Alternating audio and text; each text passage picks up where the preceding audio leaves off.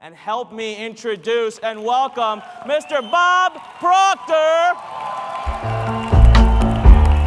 I can see clearly now. The rain is gone. Bob Proctor, everybody. I can see all obstacles in my way. Gone are the dark clouds that had me blind. It's gonna be a bright, bright, bright, sunshiny day. It's gonna be a bright, bright, sunshiny day. That's my favorite song. Good evening. You're a good audience. See you stay there all day long, paying attention. That's good. I think learning is sacred. The only problem in the entire world, there's only one, and it's ignorance. Simply not knowing. If everyone was aware of who they were and what they were, we wouldn't have any problems. There isn't anybody that's any better than anyone else, and there's no one any less than anyone else. Every one of us has exactly the same potential. And we're God's highest form of creation. There is nothing on the planet that will equal us. If you think about this for a moment, all the other little creatures on the planet are completely at home in their environment. We are the only one that's totally disoriented in our environment. We are. And that is because we have been given the ability to create our own environment. Unfortunately, most people don't. They let the outside world control them. And you know, I was talking to Jamal in the back of the room. Where's Jamal? Is he there? He is there. Here's a young guy. He's only been at this for a year, and his income is at $60,000 a month. And he expects by the end of the year that it'll be at 100. Give him a hand.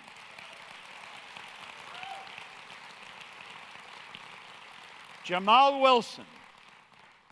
He has a young chap with him, Chris Breiter. I went over and I was talking to Chris. He's there, and Jamal is helping Chris. Young guy, changed his life. Do you know, some of you are looking at these programs and you're thinking of why you can't do it. And I said, why don't we just spend our time thinking of how you can?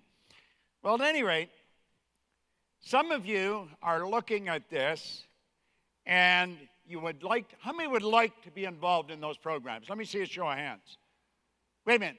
How many can hold up their hand above their shoulder? All right. How many of you would really like to be in those programs? See, everybody. No, you're not. Not everybody is involved. You're here. I'm getting ahead of my presentation a little bit, but something tells me to share this with you. I started with nothing except the book that I've got there, Born Rich, or Think and Grow Rich, and I started to study it, and everything in my life changed almost overnight. I had my income, it was up somewhere between $500,000 and $1 million a year. And I quit. I walked away from it, and I took a job for $18,000 a year. And 5 years later, I was earning $33,000 a year. Now, everyone that knew me thought I had lost my mind.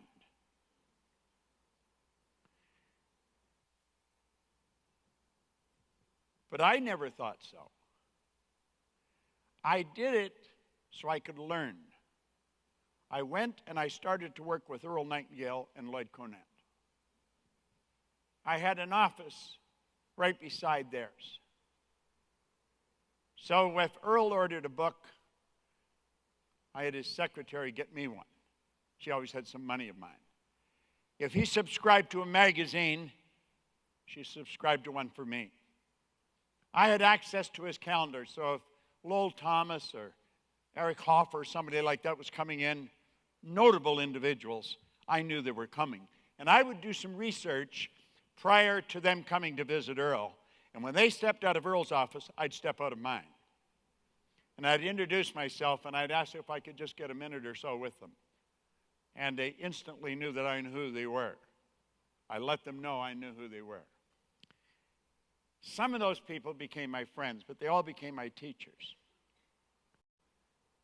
This is such an absolutely incredible opportunity. See, this is like the gold rush days. It really is. This is a new frontier. Well, when I got into this business, it was a new frontier. Personal development's a new idea. Earl Nightingale's Strangest Secret record came out in 1959. I got into his material in 1961. So, I mean, it was a new idea. The Strangest Secret, the recording, is what actually started the personal development industry as we know it today. And it came on a vinyl record, and I had a battery-operated record player. I used to drive around playing the record. Now, some of you may be old enough to remember those records. You would play both sides of them. You'd turn the record over and play the second side. Well, the first side was called The Strangest Secret, but when you turned it over, it was called To Pay the Price. If you want to win, you've got to pay the price. And if you're not prepared to pay the price, you don't deserve to win. It's that simple. There's nothing complicated about it. For some strange reason, most people are not prepared to pay the price. And trust me, this is a phenomenal opportunity. I have been in this business now for 46 years. I started to study it 54 years ago this month. I don't endorse a lot of programs because a lot of the programs I don't want to endorse. Now, 53 years ago, I picked up this book. I didn't just pick it up. Somebody gave it to me. This is Napoleon Hill's book, Think and Grow Rich. Now, this particular copy is falling apart. I have read this every day. Somebody had me autograph a copy of Think and Grow Rich in the back of the room. It was a new one, black leather, and I took and I showed him mine. I've read this every day for 54 years. Consistency is really the secret to winning. You've got to do it every day. Well, when I was given this, I committed to study a proven direction, and my income started to skyrocket. You see, earning money is a strange thing. I was talking to a gentleman in the back of the room who was an attorney down in Mississippi. And attorneys go to school for a long time. But you know one thing they don't teach attorneys? They don't teach them how to earn money. But they don't teach engineers how to earn money either. And they don't teach economists how to earn money. School doesn't teach us how to earn money. We have students here in America that are graduating from university where the debt they owe and they cannot bankrupt out of is higher than the credit card debt. And they can't find work. There's something wrong with the system. Money's absolutely essential. People say, well, money's not important. That's usually a defense mechanism a person is putting up that's broke. Money's very important in the area that it's used. Well, I was very, very fortunate. I was 26. I had never gone to school. I went to high school for 2 months. I had no business experience. But the man that I met gave me this book. And with a little discipline, you can create a substantial income for yourself starting today. You really can. And you've heard evidence of that here all day. If we're going to win, one of the rules is go to someone that is demonstrated by results, they know what to do, then do exactly what they tell you. I told young Chris back there that Jamal's working with, I said, listen, you should do exactly what Jamal tells you. How many know Laurel Langmeyer? Quite a few. Well, I coached Laurel, and she wouldn't do what I told her, so I fired her. And I wouldn't refund her money.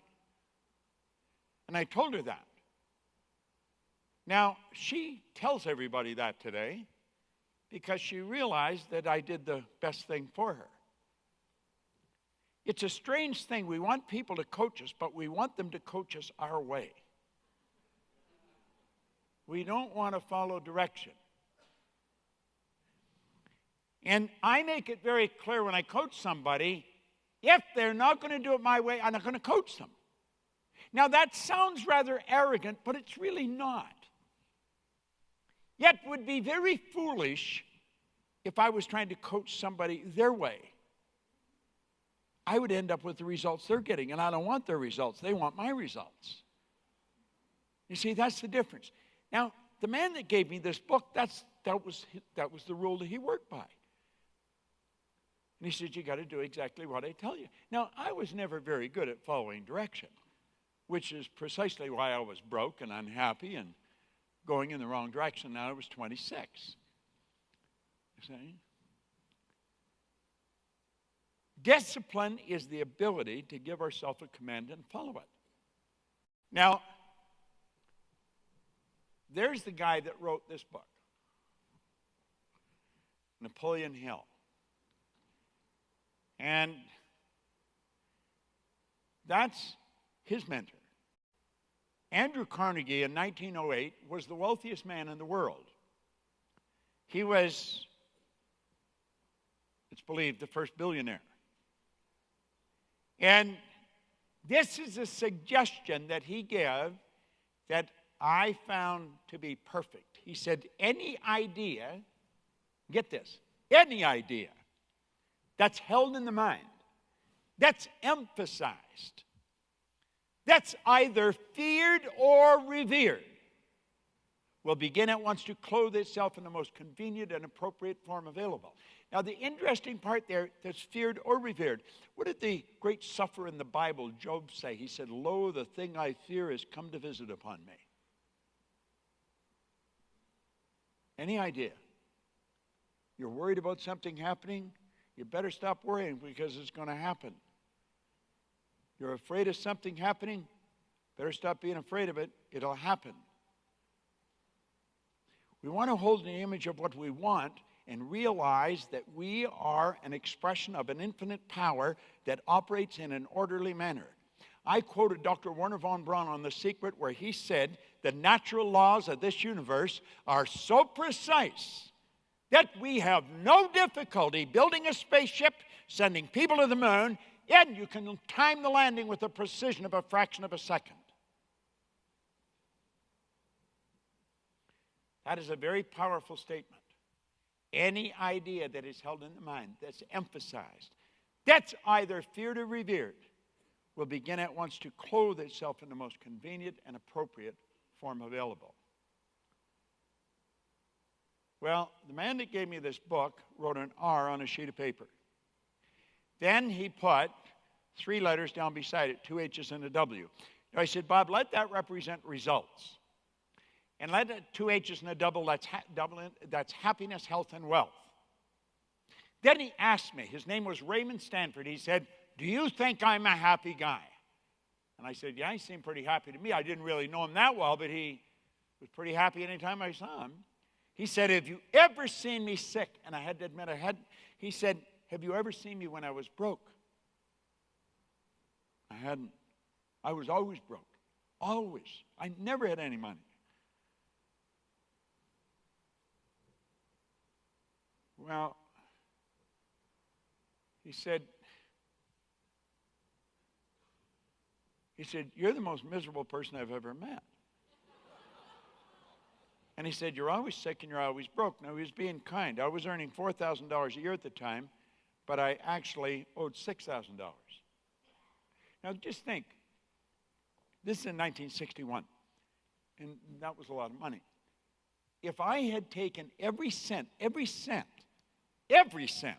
that I earned for 18 months and paid debts, I would have just broken even. I'd had nothing to live on. You see, it was a hopeless situation. I didn't even try and figure out how to solve the problem because it was an impossible situation. And he said, do you read anything? And I said, no, I can't read. Now, that wasn't true. I could read. I just didn't. Horace Mann said a person that doesn't read is no better off than the one that can't read.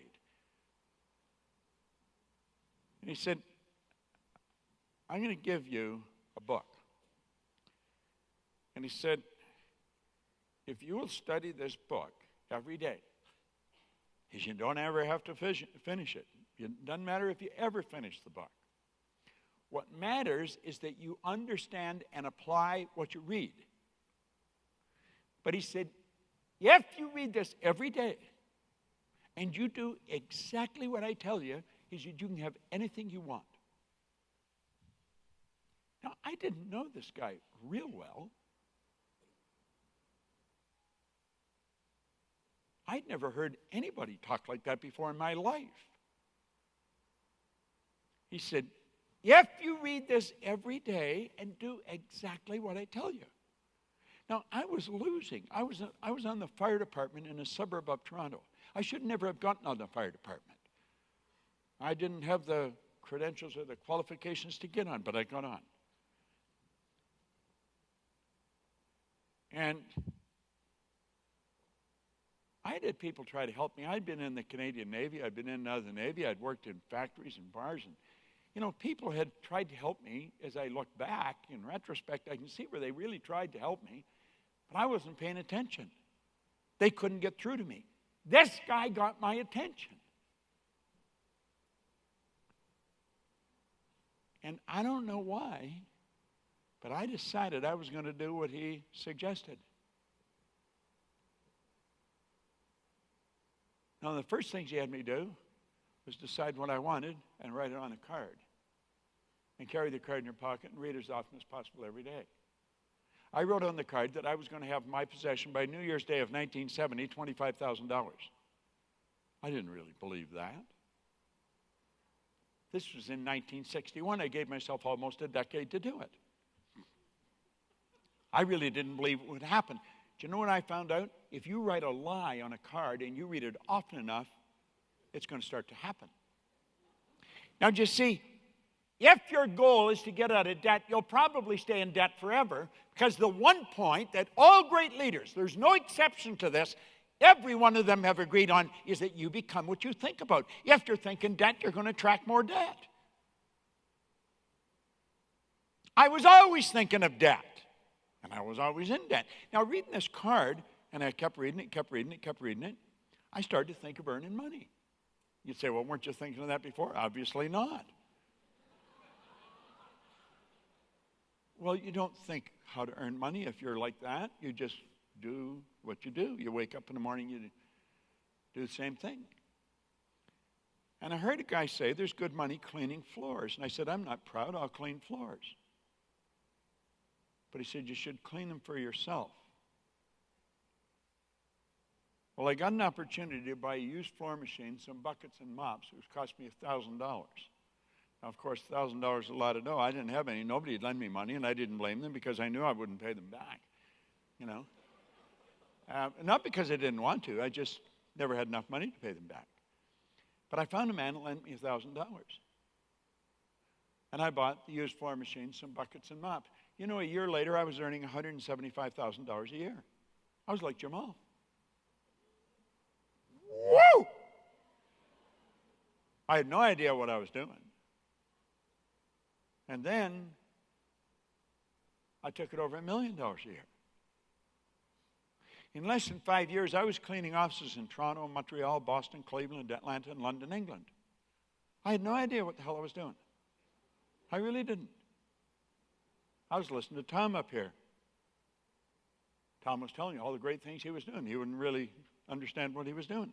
He was what you call an unconscious competent. Well, that's really what you were. But you want to know something? Almost all people that are very, very successful cannot articulate on why they are.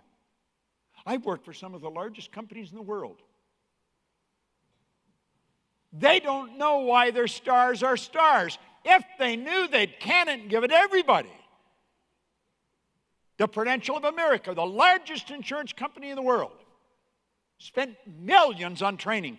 They did not know why their top people were top people. I went into that company. We took their sales up by hundreds of millions of dollars. I could go there anytime I wanted. I worked with that entire company. Then I worked with all the Metropolitan Life, State Farm, over in Great Eastern, over in Asia. You see, I figured out why you do what you do and why you don't do some of the things you want to do. Don Shula, the coach of the Dolphins, he said it's the start that stops most people. And that's so true. It's the start that stops most people. Why? Well, you see, I'd been raised to believe if you're going to earn a lot of money, you've got to be really smart.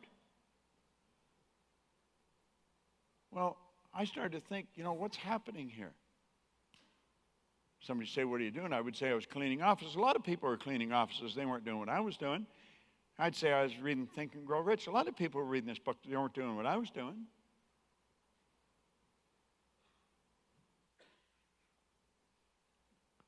And so, we're raised to believe if you're going to earn a lot of money, you've got to be really smart. Well, I knew that wasn't true because I was earning a lot of money and I knew I wasn't very smart. No, I just knew I wasn't. I've been raised to believe if you're going to get a good job, you've got to have a good formal education. I didn't have any formal education. I didn't have a good job. I owned the company. So I thought, what's happened? And that question started to play on my mind. I wasn't satisfied with winning. I wanted to know why I was winning. And I started to study. I seriously started to study. And I have had some of the most phenomenal mentors in the world. Most of you wouldn't even know any of them if I named them. But they were phenomenal. It took me 9.5 years, and I figured it out. Bit by bit, I get a little information here, a little there, and I'm going to show you what I learned. I'll give you an overview of it. And when I figured it out, all I wanted to do was teach it. You see, I know that there's a lot of you that want to go in that program, and you're telling yourself why you can't. I was talking to the man in the back of the room, come over, Matthew. He was telling me why he couldn't do this, and he really wants to do it. He said, what should I do? I said, I think you should go and sit down and listen to what I'm going to say.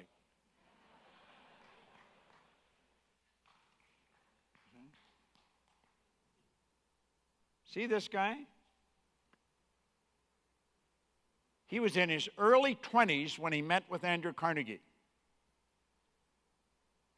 And Andrew Carnegie spent 3 hours in an interview. He got an interview with the wealthiest man in the world. He's a young guy in his early 20s. He's a reporter for some little magazine. He must have been a basket case. He would be so nervous to go and sit down with this guy. He spent 3 hours with him. At the end of the 3 hours, Carnegie said, this interview isn't ending. It's just beginning. He said, you come on home with me. He said he was glad he took him home because he didn't have enough money to rent a hotel room. Yet he spent 3 days telling him his philosophy and how he became who he was. The wealthiest man in the world. And he said, Napoleon, I think it's an absolute shame that people like myself are going to their grave with all the knowledge locked up in their bones. No one has ever written the laws of achievement. Now, I said, Napoleon, you've spent 3 days listening to me. You got a pretty good idea of how I got to where I am. He said, I'm going to ask you a question, and I only want a yes or a no answer. Unbeknownst to him, he had a stopwatch under his desk. And he said, are you prepared to dedicate the rest of your life to an idea for which you would probably receive no material compensation for at least 20 years? He said, I've asked myself 1,000 times what I would have said if I'd have been him. And in 25 seconds, Hill said, yes, he would. Carnegie gave him 60 seconds to answer. And in 25 seconds, he said yes. I think I would have said the same thing. I think if I had spent 3 days with him, I'd have a pretty good read on what he's like. And I think I'd have arrived at the conclusion that he'll probably arrived at. He wouldn't ask me to do something that's not just. So he said, yes, he would. And Carnegie told him he was not going to subsidize him. He said, you're going to have to pay your own way.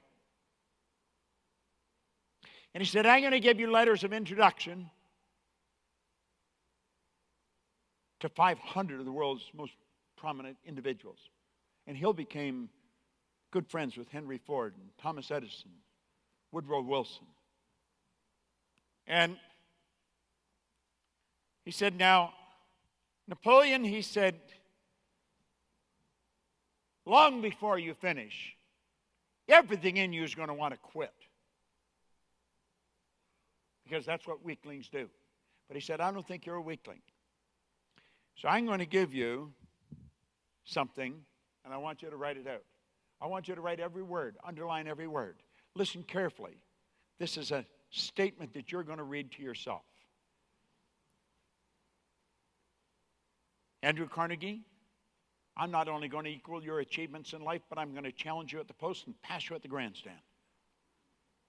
And Hill looked at him, he threw his pencil on the floor, and he said, now, you know darn well that's not going to happen.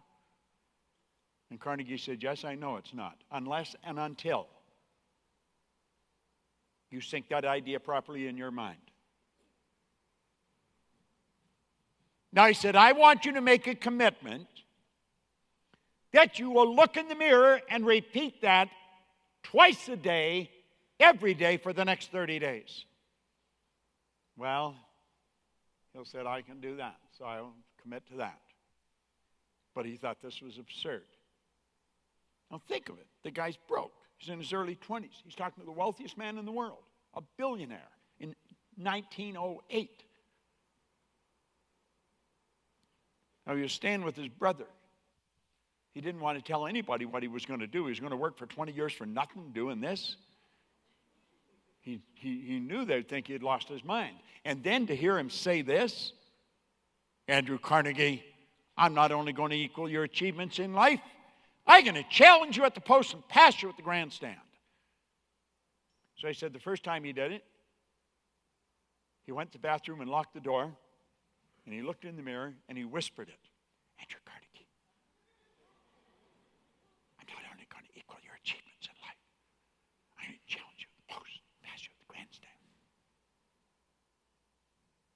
Now he said he felt like a fool.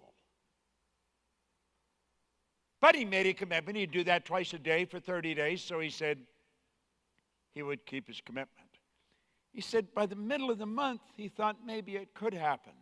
By the end of the month, he knew it was going to happen. Now look at this for a moment. It's reported that Andrew Carnegie made 53 millionaires in his lifetime. Napoleon Hill has made millions of millionaires during and after his lifetime. Now think of that for a moment. He was flat broke when he was taken and given that affirmation.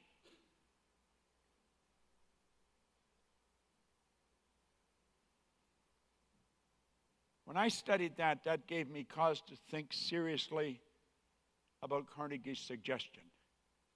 Any idea that is held in the mind, that's emphasized, that's either feared or revered, will begin at once to clothe itself in the most convenient and appropriate form available. And I decided that I was going to set myself a target that I did not believe, but I wanted.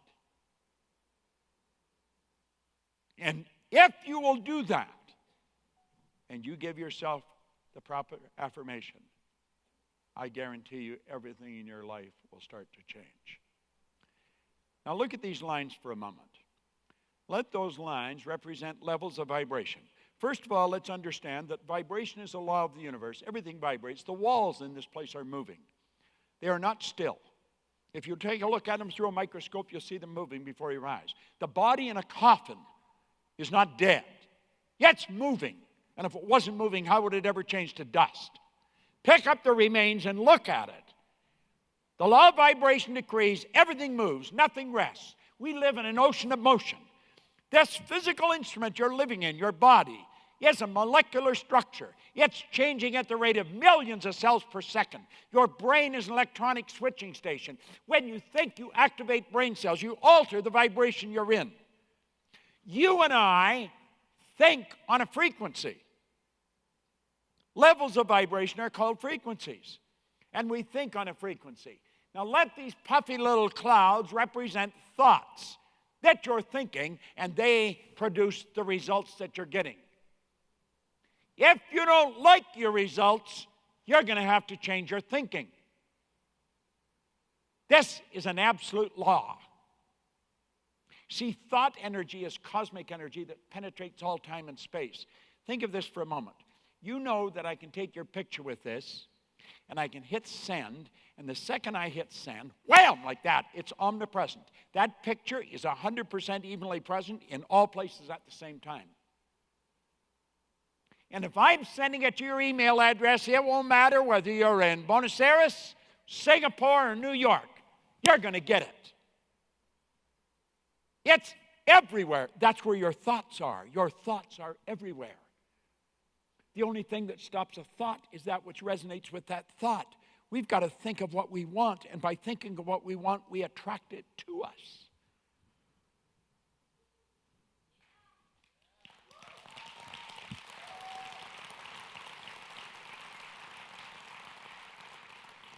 This monitor's gone out. Can somebody turn the monitor on? There it is. All right, now watch. That's the frequency. If you could put that back on the screen, please. That's the frequency that you're thinking on.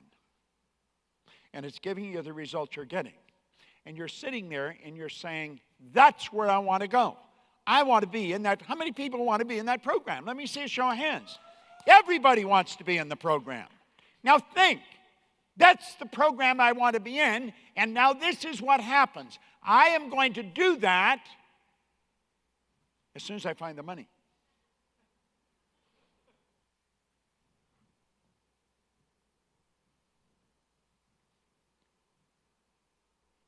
I'm going to do that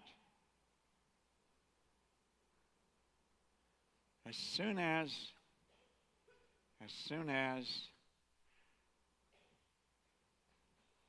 those results change.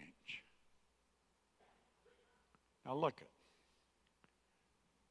When you're thinking on that frequency, you're never going to figure out how to do it. And this is why people get stuck.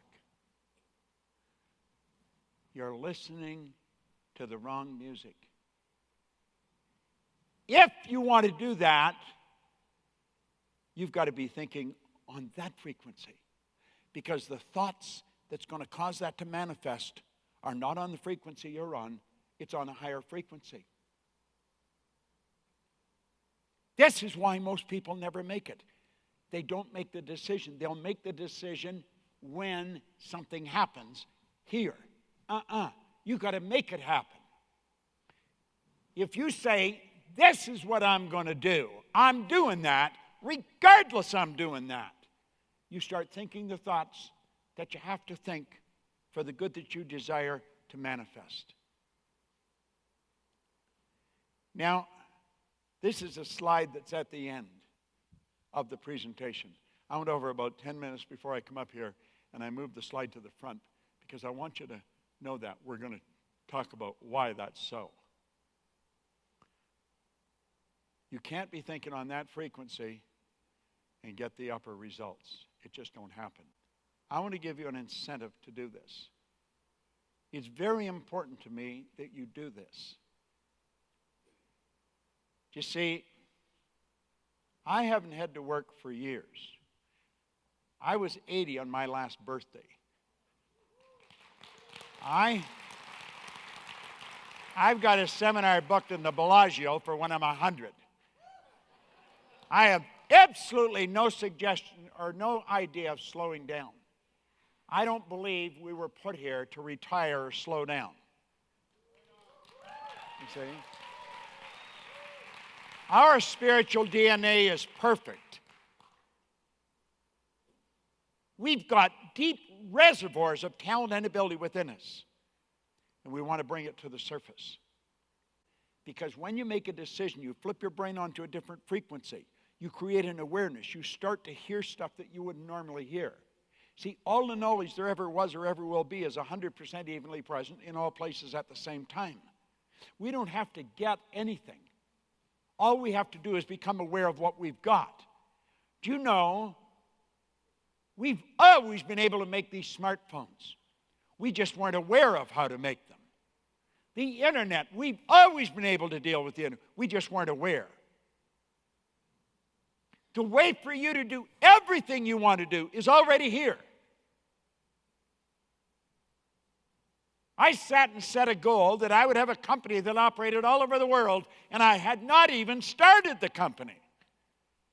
Today we operate in over 100 countries. This information is valuable. I made up my mind that I was going to do what Napoleon Hill did. They were his mentors. That was his mastermind. There's Harvey Firestone, Thomas Edison, Woodrow Wilson, Herbert Hoover. These guys were giants. They became Hill's mentors. This man started to study Napoleon Hill's stuff, and he started to talk to him about it on the radio. He developed a radio show. He was the most listened to man in the history of the broadcasting industry at one time.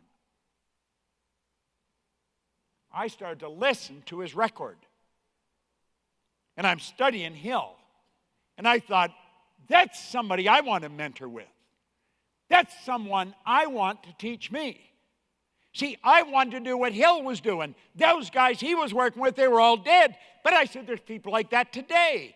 This man, his business partner, they started the Nightingale Conant Corporation. There were over 300 authors with them. But at that time, they didn't. Lloyd Conant was his partner. These two gentlemen were giants in this industry.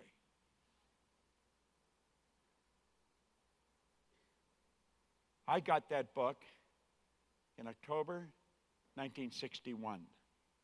I read that magazine in October 1963.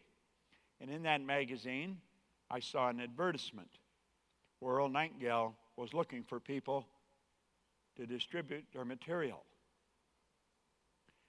I made up my mind I was going to work with him. That magazine triggered it in my mind.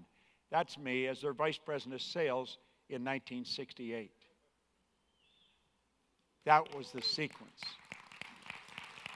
Now, why am I sharing this with you? I'm sharing it with you because I've learned that if you will mix with the people that are making it happen, you will learn how to make it happen. They want to teach you. They want to share it. It's like Mike Long said, he wants to be transparent. All the giants do. They don't compete. They cooperate. There's a big difference between competition and cooperation. This is a select group of people in this room. You're all studying with some of the most powerful people in this industry. You can sell all over the world. We sell all over the world. We follow what they teach in our company. We earn millions of dollars. Here's a guy, no formal education, no business experience. But I believe in the potential of the human being. And I know that if we will make the decision to do what we want to do, God's created us that way. We're not meant to sit and use our marvelous mind to figure out why we can't do something. If you want to do something, you've got to do it. Yet if you don't do it now, when are you going to do it? In your next life? Come on. Some of you have been putting off doing what you want to do for a long time. When are you going to start? I started to do what I wanted to do when I was 26. Scared the daylights out of me. Look at Robert Heinlein. He was a science fiction writer back in the 60s. He wrote a book, Strangers in a Strange Land. He said, in absence of clearly defined goals, we become strangely loyal to performing daily trivia until ultimately we become enslaved by it. Your spiritual DNA is perfect. It requires no modification and no improvement. You don't have to get anything. You've got to get that straight in your mind. You do not have to get anything. Your race, your gender, your formal education, your background, none of that makes any difference. The second you make a decision, this is where I'm going, and you get a clear picture. You may not know how to get there, but I guarantee you the way will be shown. I had the good fortune of working with Sir Edmund Hillary on 3 or 4 occasions. He was the first man to stand on top of the world, he and Tenzing Norgay. He was a beekeeper from Auckland, New Zealand. Anybody that tried to conquer that mountain died. There's people up there encased in ice, they're never coming down.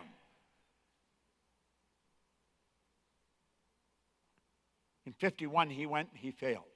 He went back in 52 and he failed again. But in 1953, he and Tenzing Norgay stood right on top of the world. Do you know there's been over 1,000 people do it since then? Do you know when you start doing things like this, people, members of your family, cousins or aunts and uncles, friends, they will see what you're doing. They will start following you. Your spiritual DNA is perfect. Look at this. It's all-knowing. This is the part of you. It's all-powerful. It's ever-present. That's the real you. Are you truly what you pretend to be? You are God's highest form of creation. You are created in God's image. You have the ability to create images in your mind and make things happen. Don't spend a second trying to figure out why something can't happen. Spend all of your time figuring out how it will happen. If you go on our site, I don't know where to go, but somewhere, go to bobproctor.com or Proctor Gallagher Institute, get the Born Rich book, download it, and write down 333. There's a 333 idea. It's a phenomenal process. I was telling Anik about it today. It's where a guy raised $3 million in 3 hours, 3 days later by following a process that I teach. I don't have time to go into it, but it's all explained verbatim in the book. What does this mean? It means that all the knowledge you will ever need is already here. It's a matter of becoming aware. We've got to study. We've got to expand our level of awareness. You're all powerful. You never have to worry about where you're getting energy. Nobody gets energy. We release energy. Desire is the triggering mechanism that releases. If you got desire, you've always got the juice to get the job done. Edison said, do the thing and you'll get the energy to do the thing. Set goals that scare you. Don't play it safe. The idea that it's better to be safe than sorry is a bunch of nonsense. Make a decision. If you plan on being anything less than you're capable of being, you'll probably be unhappy all the days of your life. Maslow said you're either going to step forward into growth or back into safety.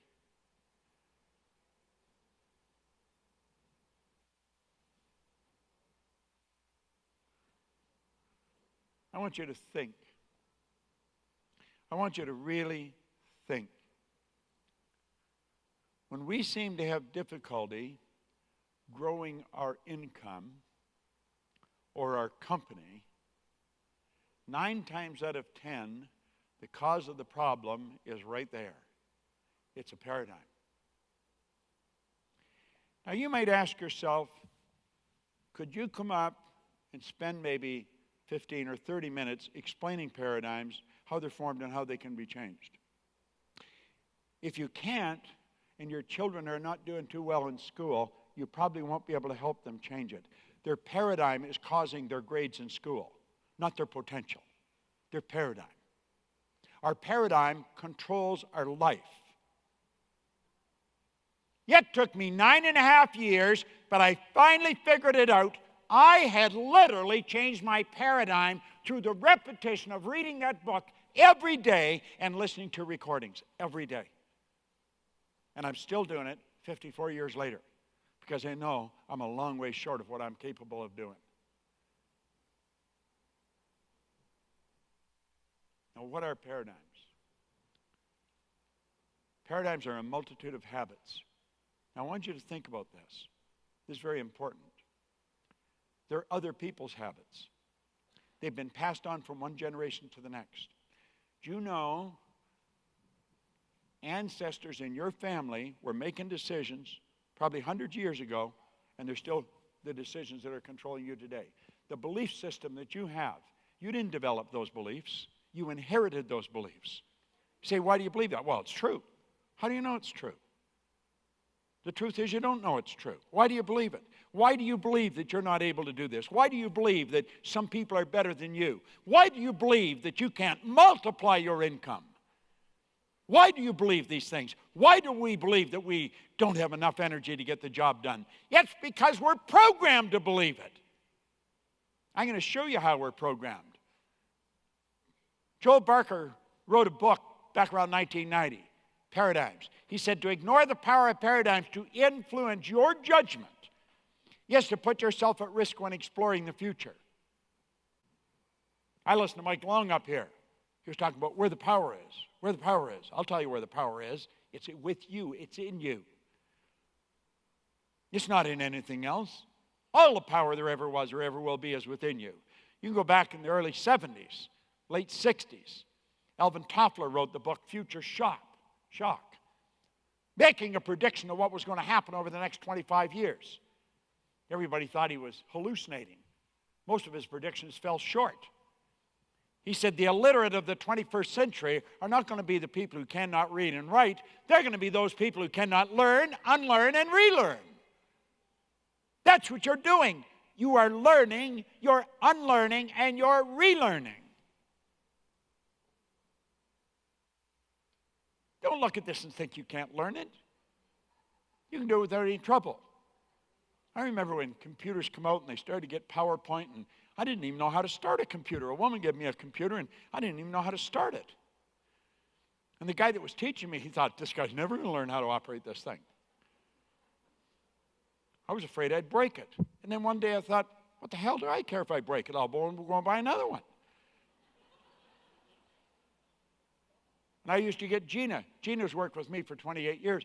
I'd get Gina to come over to the house, and I'd say, Gina, make me a PowerPoint. And I'd show her what kind of a PowerPoint. And she'd make it. And I said, that's not what I wanted. She said, that's what you said you wanted. And I said, no, it's not. See, I had an image in my mind I wanted her to make, and I thought, I'm going to learn how to make it. So I learned how to make my own PowerPoints. You see? Now look at it. I want you to pay particular attention to this. I want you to look at the areas of your paradigm where it has enormous influence over your life. Now watch this really carefully. Your paradigm controls your perception. Your perception is how you see things. Your perception is going to dictate what you think the instructors are saying. It's how you see things. And your paradigm controls your perception. Your paradigm controls your use of time. Everybody gets exactly the same amount of time. We get all there is, so it's what we do with it. You'll hear people say, I haven't got time, I haven't got time. Another person says, you got a minute? They don't want a minute, they want a half hour to talk about nothing. Got a minute. Everybody gets exactly the same amount of time. It's what we do with our time that makes the difference. Yet studying Carnegie and Hill asked Carnegie what he did with his spare time. He said, I don't have any. What the hell would you want spare time for? That's dead time. Life is short. We want to live. Your paradigm controls your creativity. When I left public school, grade 8, Miss Strawn, my teacher, she said, Bob, where are you going to go? And I said, I'm going to Malvern Collegiate. She said, oh, Bob, don't go there. Go to Danforth Tech and learn a trade. You'll never do well in business. What the hell do I know? I went to Danforth Tech. I was there a couple of months. I shoved my thumb right into a bandsaw, cut the end off. God, I was screaming. There was blood going everywhere.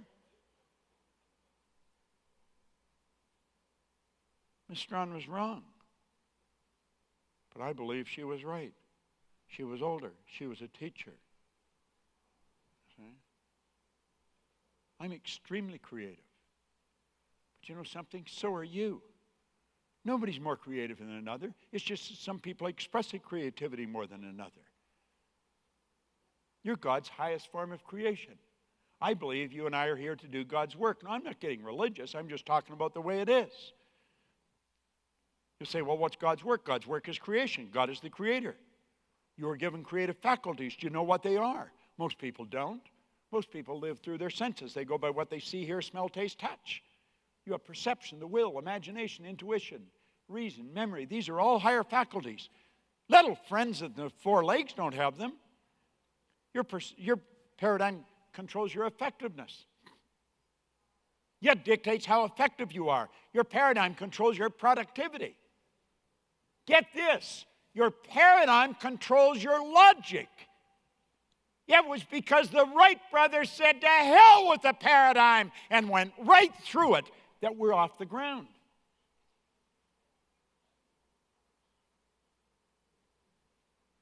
When Samuel Morse got the idea in his mind that he could send a message one place to another through stopping and starting the flow of energy running through a wire, his good friends took him before the United States Congress to raise $30,000 to string up some wires down around Maryland and test it. A senator stood up in Congress and said they'd be further ahead to give somebody $30,000 to build a railroad to the moon. They got more support than Sam Morris got. Now, Morris did a little better than Marconi when Marconi said he was going to take a message from one place to another and he wasn't even going to use any wires. They locked him up in a mental institution. But he did a little better than Gordiano Bruno. Gordiano Bruno back in 1600 was spreading the Copernican theory that this ball wasn't the center of the whole scene. They burned him at the stake. Now, I'm not going to suggest, when you go and suggest that you're going to build a multi-million-dollar business on your kitchen table without any employees, that they're going to burn you at the stake or lock you in a mental institution, but they're sure going to look at you strange. Your paradigm controls your ability to earn money. When a person comes to work with me, one of the first things I ask them, what's the most they've ever earned in a year? I don't really care what the answer is, but I want to know what it is. Because that tells me where their programming is. Now look at this for a moment. We're boxed in. Some of you have been struggling and trying a number of different things, but you're still not making it. And you're wondering why. This is why. Now look at, when you just decide to change your paradigm, you knock the walls down. Nothing changes, but you've knocked the walls down. Now look at this. I want you just to imagine how your life would change as you begin improving any or all of these areas of your life. Do you know something? The change will be huge. And get this. You know these people that were up here telling about what happened? Like Jamal back there, $60 a month? That change is permanent. because it's awareness that's changed.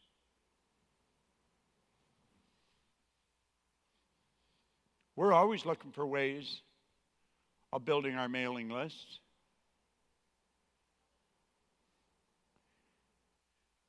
And so we're doing what you're talking about all the time.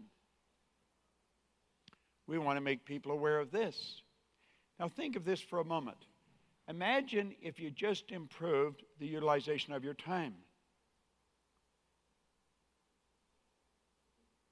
Let's suppose you got up an hour earlier and it was really effective time that you were using.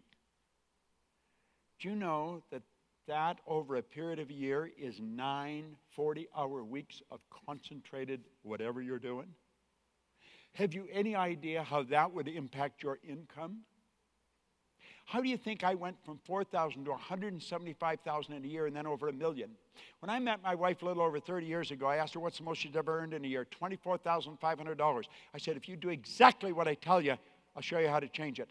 Over the coming year, she earned $495,000. Can you change your income like night and day? You can. This program is so ridiculously inexpensive when you take a look at the return on the investment. Do exactly what he's telling you.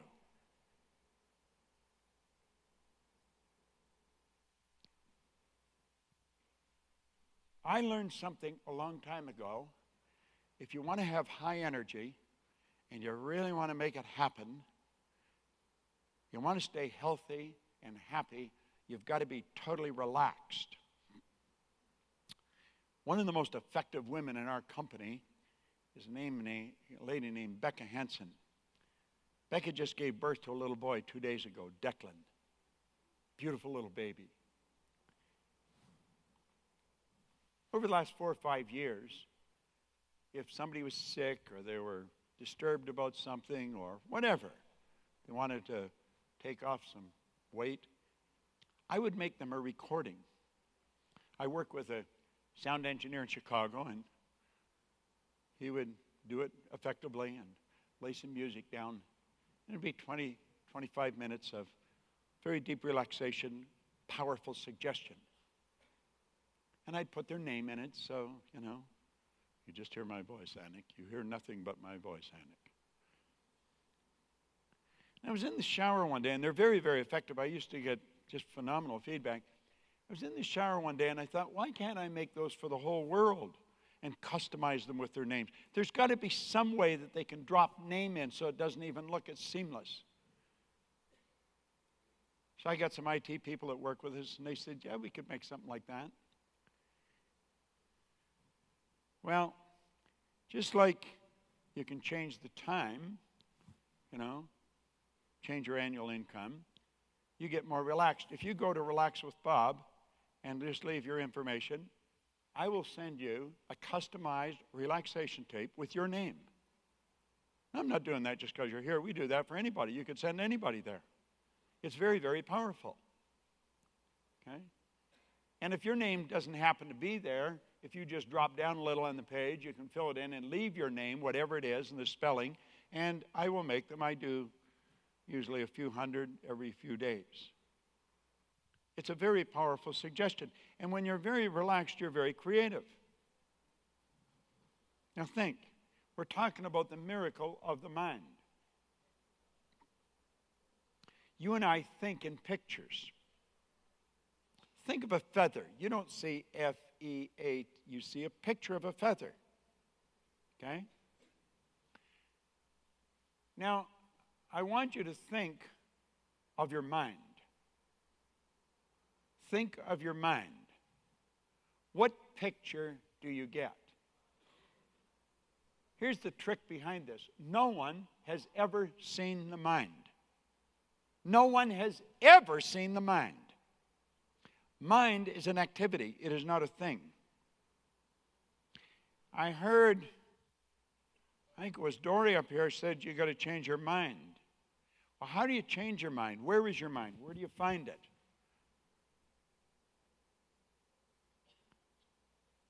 That's an interesting question.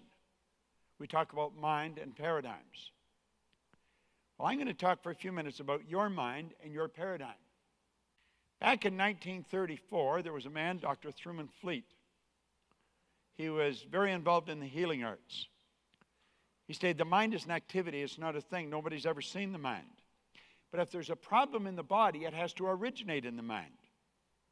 So problems originate in the mind, they manifest in the body. So if there's a problem in your body, it's a mental problem that's materialized. If you're going to cure it, you've got to go to the mind. Now he said, since nobody's ever seen the mind, I'm going to make a picture of the mind. And he said, I want you to let that represent the mind. And then he took and he divided that into two parts. And he said, let that be the conscious mind, that's the subconscious, and this is the body. Now let me tell you, this is, without question, the most valuable idea I've ever learned in 54 years. I have shared this with senior executives in some of the largest companies in the world. And if you really pay attention to what I'm going to go in here, you will know why you're not doing some of the things you want to do and how to do some of the things you do want to do. The conscious mind is your thinking mind. It's your educated mind. That's where the intellect is resident. That's where you have these higher intellectual faculties. The subconscious is the emotional mind. Nothing happens until you move on an emotional level.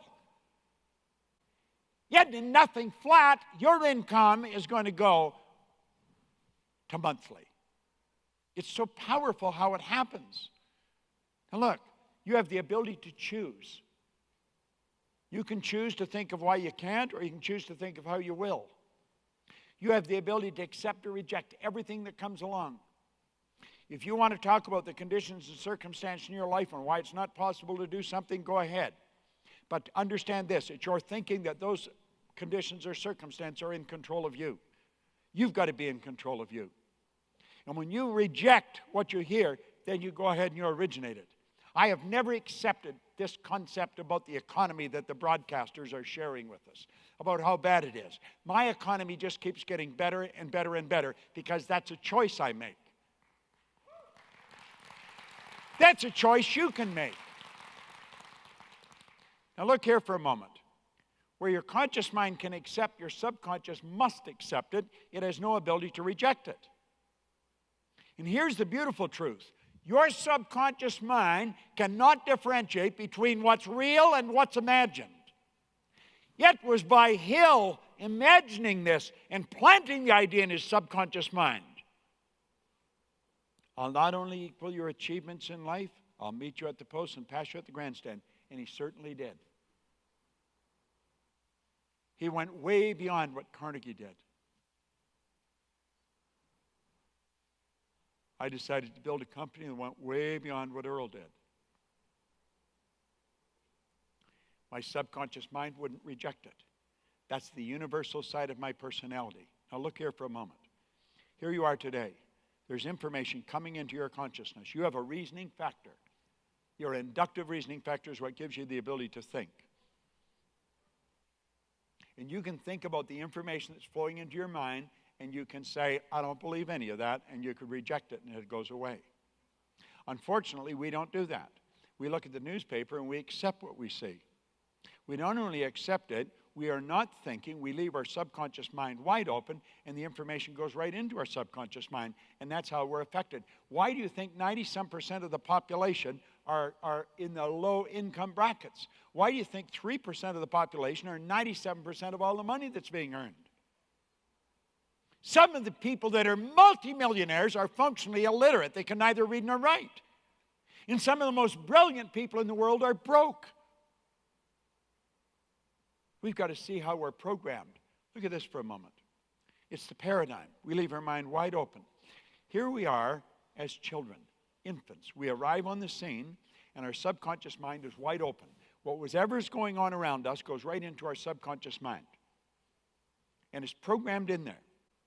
Your self-image, that's the thing that's telling you how you can or you can't do something, was built before you even had the ability to think. The language you speak was programmed into your mind when you were an infant. Why is it that in some parts of the world, a little child will speak 3 and 4 languages before they even are old enough to go to school? That's not an accident. Their subconscious mind is wide open. But you know something? All the problems with finance and with gender and with race and everything, it's programmed. You don't develop your prejudice, you inherit them. That's how the paradigm's formed. And as strange as it may seem, that's when you're an infant, and here as an adult, they're living the same way because the paradigm controls us. Now look at, school gave us valuable knowledge. However, school never taught us how to alter the old paradigm. Therefore, we frequently don't do what we already know how to do. So you got people with superior knowledge, inferior results. That causes confusion and frustration. Build their model and look at it. There's a person with all kinds of knowledge. They gather all kinds of knowledge. But the results don't match. Why? The paradigm is what controls the results. And if a person's going to change their results, they absolutely must change the paradigm. Look at this. 3% of the population earning 97%. Now, some of that 97% group are absolutely brilliant, but they're not earning the money. There's a law of compensation, just like all the other laws. This law clearly states that the amount of money you earn is always going to be in direct ratio to the need for what you do, your ability to do it, and the difficulty there is in replacing you. Now, if you stop and think about, is there a need to learn how to do what we're talking about here? There's a screaming need. There's just a handful of people in the whole world that really understand this. They earn millions of dollars. Can you move into that circle? Yes, you can. The need is there. All you have to focus on is this, your ability to do it. Study with the best. Earl Nightingale said, when you rub your mind up amidst greatness, some of it will rub off. Multiple sources of income. That's what this is all about. It's what it's always been about. Become aware of what you want. What do you really want? Now think. All the money in the world is available to us, but you have to earn it. How much do you want? See, that's the question. You've got to be specific. How much you want. You want to name it and then claim it. Now look at this for a moment. There are 3 income earning strategies. Some of you are familiar with this, some of you are not. I call it M1, M2, and M3. M1 happens to be the worst strategy in the world, and yet it's used by 96% of our population. 96% of the population are trading their time for money. This is absolutely silly. There's an inherent problem in this. It's called saturation. You run out of time. M2 is an excellent strategy, but it's only used by 3% of the population. And for very good reason. It's where you invest money to earn money. They don't have money to invest. Now, M3 is used by 1% of the population. This 1% earn 96, 97% of all the money. They multiply their time by setting up multiple sources of income. It's a phenomenal concept. It's one that wealthy people have always used, that very few people understand. This isn't a new idea, this is an old idea. Our world is changing, and it's changing at such a rapid clip, we have a difficult time staying up with it sometimes. The world's not getting bigger, the world's getting smaller. Now, the beautiful part about this, you can have business all over the world. Now, do all your sources come in the same size? No, but they do have one thing in common. They all flow to the same place, into your bank account. They're not all the same size. I refer to this as the wheel of fortune. Some of the sources will be much larger than others. We heard that with the people that were up here. There's no end to what you're capable of earning. It's such a beautiful concept, and yet it's so misunderstood. Now, why would a person not do that? Watch here for a moment. Let the X, and we're just about done here, let the X represent your paradigm. And the paradigm controls the vibration controls the results. Now, there's a power flowing into your consciousness, and you have the ability to think anything you want to think. Viktor Frankl was a Jewish psychiatrist from Vienna that spent the war years in a camp. And he said that regardless of the intellectual or physical abuse he was subjected to, no one could cause him to think something he didn't want to think. You can think whatever you want. What do we think? We think thoughts that are in harmony with the paradigm. The paradigm keeps us locked into where we are, and then we think thoughts that fertilizes and strengthens the paradigm. Why would we do that? Well, I'm going to show you. The paradigm controls the vibration you're in. Vibration on a conscious level is called feeling. Now, this is the process I'm showing you here. Let's suppose a Y idea is handed to you. I'm giving you a Y idea here, okay? That's a Y idea. Yet you sit there and you think, geez, that would be nice. How many would really like to be involved? Be honest. How many would really? You see, you want to be involved. Wants are of a conscious level. But we don't get what we want. The secret was wrong on that score. Wants are on a conscious level. You've got to internalize the want. You've got to turn it into a desire. You've got to turn it over to God, and God will do the work with and through you. You will be directed to do whatever you have to do. This is not a game. It's like Albert Einstein said, God does not play with dice when it comes to the universe. Everything happens in an exact way. The law is God's modus operandi. Because you've got to internalize the why idea. Do it. And the paradigm's going to try and stop you. It's going to try and stop you. And a barrier comes up. It's called the terror barrier. Worry, fear, and anxiety strike, and wow, right back into bondage. And you stay stuck in your seat. And you're saying, well, I can't do it because I don't even know how to do it. You don't need to know how to do it. I tell a story in Born Rich about sitting down with a couple in the Prince Hotel in Toronto, John and Pat Swanton. And I finally got to a point, I said, what do you really want? They said, we want to buy our own house. And I said, well, go on and buy one. They said, we can't buy a house. We haven't got any money. And I said, you don't need any money. They said, what do you mean? I said, you haven't made a decision to buy the house. What the hell do you need the money for? You see, you don't need anything until you decide to do this. And when the decision made, you get on that frequency and you will attract the thoughts that will cause it to happen. But when that terror barrier hits, when you go to do it, all hell breaks loose. That's where Joseph Campbell said, the cave you fear to enter holds the treasure you seek. You've got to make up your mind that you are not going to let life control you anymore. You are going to control your life. You are not going to let your situation or your conditions and circumstance control you. You're going to control you. When I was sitting in that fire hall and I was earning $4,000 and I owed $6,000, and somebody told me I could get into this business I needed, it was $982 to be exact. I started to ask people. I didn't expect to get it, but I kept asking people. I figured if I asked enough, somebody might give it to me. I went into a Simcoe Trust Company at Pape and Danforth. And the guy said, what do you want it for? And I told him, he said, I believe you're going to do it. He said, I'm going to give you the money. And I've never looked back. But you see, I got it because I made a decision that I was going to do it. I didn't say I'm going to do it if this happens. I'm going to do it. When you make a decision, you go crashing right through that terror barrier. The fear doesn't leave you. The fear is going to stay.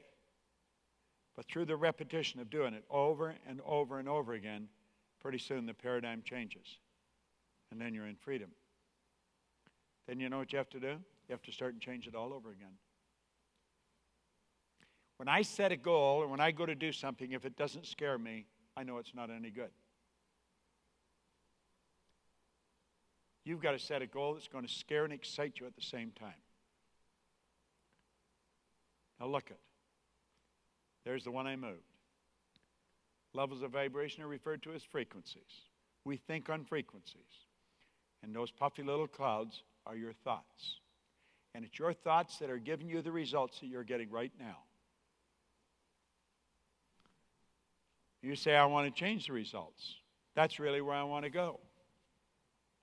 I want to do that, but you're stopping yourself. You don't know why, you're stopping yourself. You say, I'm going to do it as soon as I figure it out. You're never going to figure it out until you decide to do it. You say, yeah, but you don't understand, and you go right back to the situation that's stopping you. You cannot spend time looking at the situation that's stopping you and make something happen that you want to happen. You've got to say, that is what I'm going to do. This frequency has you wired where you are. But if you say, I'm going to get on that higher frequency, how do you do it? You just make a decision, and the thoughts will start to come. And you do that, and everything in your life will start to change. It's so basic and so simple and so misunderstood. Now, this is a composite, or the end of the whole thing here. You make a decision or no decision. Okay? There's you. There's your marvelous mind. Now, you have been exposed to enough information in your conscious mind that you know that you would be getting the right help, and you know that you could make this work. You know if Jamal can do that, Joan can do it, Harry can do it, Betty can do it, anybody can do it, Tom can do it. It's a matter of naming it and claiming it. But you've got a problem, you see, because your subconscious mind is what controls your behavior, not your conscious mind. And the subconscious mind has that paradigm. So do you see, knowing it is not good enough, you've got to make a choice.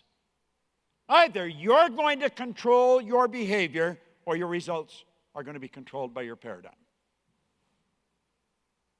You do what has to be done, you make a decision, or you go the other way. You don't do what has to be done, you make no decision, and you stay where you are. Now you have to ask, why would someone stay where they are when there's an opportunity to go to where they want to be? It's because of the paradigm. See, the paradigm controls how you feel. And it causes such an uncomfortable feeling to step out and do the thing that we really want to do. The paradigm's in charge. Now, here's something I learned a long time ago. Successful people are willing to do what makes them feel uncomfortable in the interest of growth.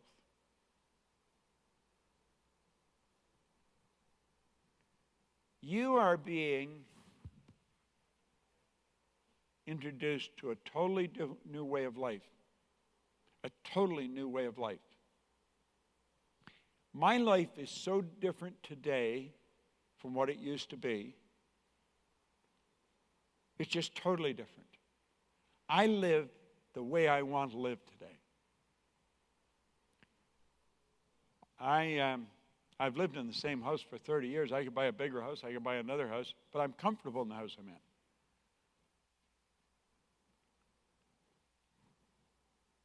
Money's used for two purposes. One, to make you comfortable. And the second purpose is to extend the good you do far beyond your own presence. Sandra Gallagher and I decided that we would use money in our company to build schools in Africa. We support Cynthia Kersey's Unstoppable Foundation. And for the last 3-4 years, we've been donating money there. 2 years ago, we built a new school every 5 weeks. Last year, we decided to double it. We build a new school in Africa every 2.5 weeks. I have a goal of building a school in Africa every day. Cynthia's goal, her purpose, is that every child has the opportunity to have an education. The kids that go to school in these schools in Africa are up and at school. They're going at 5 o'clock in the morning, and they consider it such a privilege that they can learn. And they're excited about it. We send someone from our company over there every year. Last year, Corey Kelly, who's in charge of our social media, and her 15-year-old daughter went. The year before, Sandra Gallagher, my business partner, went. This year, my personal assistant and a lady in the accounting are going. There's so much good we can do with money. Don't say it's not important. It makes a huge difference. You can earn an absolute fortune. You want to override the paradigm and get in this program. If you want to relax, go there. I want to thank you very much for your attention. I've obviously enjoyed myself. I want to thank Anik for inviting me here. Okay? Thank you.